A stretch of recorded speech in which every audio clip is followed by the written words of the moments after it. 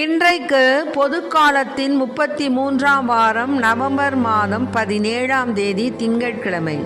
இன்று அங்கேரி நாட்டு புனித எலிசபெத் துறவி அவர்களுடைய நினைவு விழா. இன்று தேவன் நமக்கு தரும் ஜீவநீரூற்றான இறை வார்த்தைகள் புனித லூக்கா எழுதிய நற்செய்தி இயல் 18 இறை வார்த்தைகள் 35 43 முடிய. அக்காலத்தில் இயேசு எரிகோவை நெருங்கி வந்தபோது பார்வையற்ற ஒருவர் வழியோரமாய் உட்கார்ந்து பிச்சை எடுத்து கொண்டிருந்தார். மக்கள் கூட்டம் கடந்து போய் கொண்டிருந்ததை கவனித்த அவர், இது என்ன என்று வினவினார். நாசரேத்து இயேசு போய்க் கொண்டிருக்கிறார் என்று அவருக்கு தெரிவித்தார்கள். உடனே அவர், இயேசுவே, தாவீதின் மகனே, எனக்கு இரங்கும் என்று கூக்குரலிட்டார். முன்னே சென்று கொண்டிருந்தவர்கள் அமைதியாய் இருக்குமாறு அவரை அதட்டினார்கள். ஆனால் அவர், தாவீதின் மகனே, எனக்கு இரங்கும் என்று இன்னும் உரக்க கத்தினார். இயேசு நின்று அவரை தம்மிடம் கூட்டி வரச் செய்தார். ஆணையிட்டார். அவர் நெருங்கி வந்ததும், நான் உமக்கு என்ன செய்ய வேண்டும் என விரும்புகிறீர் என்று இயேசு கேட்டார். அதற்கு அவர், ஆண்டவரே, நான் மீண்டும் பார்வை பெற வேண்டும் என்றார். இயேசு அவரிடம், பார்வை பெறும், உமது நம்பிக்கை உம்மை நலமாக்கிற்று என்றார்.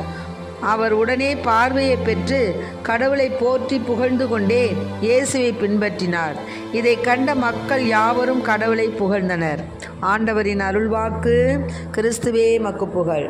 இறையவனே என் வழி துணை நீயே, இறைஞ்சிடும் ஏழையில் வாழ்க வாழ்க வாழ்க.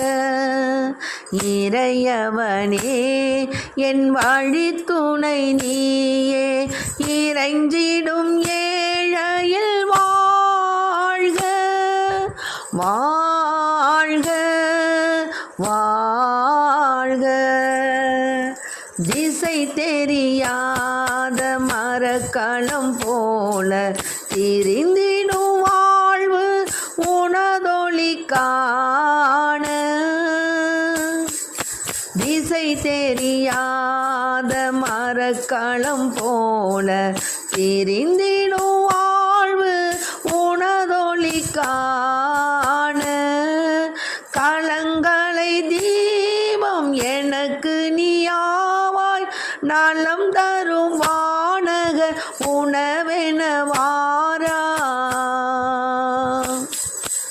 இறையவனே என் வழி துணை நீயே, இறைஞ்சிடும் ஏழையில் வாழ்க வாழ்க வாழ்க. இன்றைக்கு நம் தேவன் தரும் ஜீவநீரூற்றான இறை வார்த்தைகளை கேட்டோம். அதாவது, நாம் கேட்கும் மன்றாட்டுகளை கடவுள் கேட்டு நாம் தேடும் வரங்களை நாம் பெற வேண்டும் என்றால் அதற்கான சில விதிமுறைகள் உண்டு. அத்தகைய விதிமுறைகளை நாம் பார்வையற்ற எரிகோ பிச்சைக்காரரிடம் கற்றுக்கொள்ள வேண்டும்.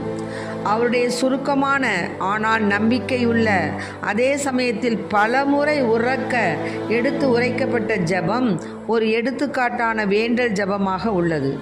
பார்வையற்றவர் மக்களின் குறுக்கீடுகளை கண்டுகொள்ளாமல் ஆர்வத்துடன் கூக்குரலிட்டு சொன்ன ஜெபம், இயேசுவே, தாவீதின் மகனே, எனக்கு இரங்கும் என்பதுதான்.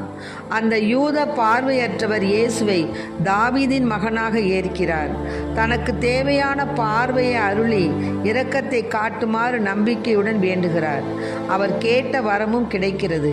அவருடைய நம்பிக்கை வெற்றி பெறுகிறது. ஆகவே நாமும் நம்பிக்கை உள்ளவர்களாய் இறைவனிடத்தில் அந்த பார்வையற்ற அந்த வழியோர தர்மக்காரரை போல நாமும் நம்பிக்கையும் இறைவனிடத்தில் ஆழ்ந்த விசுவாசமும், தாவீதின் மகனே, எனக்கு இரங்கும் என்ற தாழ்மையான மன்றாட்டுகளோடு நம்முடைய விண்ணப்பங்களை அவர் பாதத்தில் வைப்போம்.